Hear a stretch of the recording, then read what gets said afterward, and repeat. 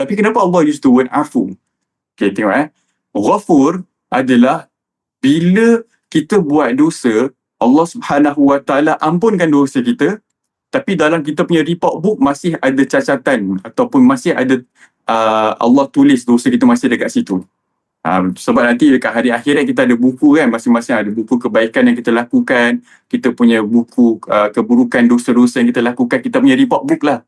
Okay, so dalam report book ada semua ibadah yang kita lakukan, puasa, qiyam, tarawih, baca doa, solat malam.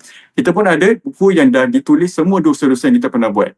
So bila kita cakap Ghafur adalah bila Allah Subhanahu Wa Taala ampunkan dosa kita, tapi dalam buku tu masih lagi ada dosa yang kita pernah buat dulu, but it's forgiven. That is Ghafur. Tapi Afu, it's higher than that. Afun, it means that Allah Subhanahu Wa Taala ampunkan dosa kita and Allah akan erase whatever yang ada dalam buku catatan tu. It's higher than that. Bukan je Allah ampunkan, tapi dalam report book pun Allah erase everything. So it's no longer in our report book.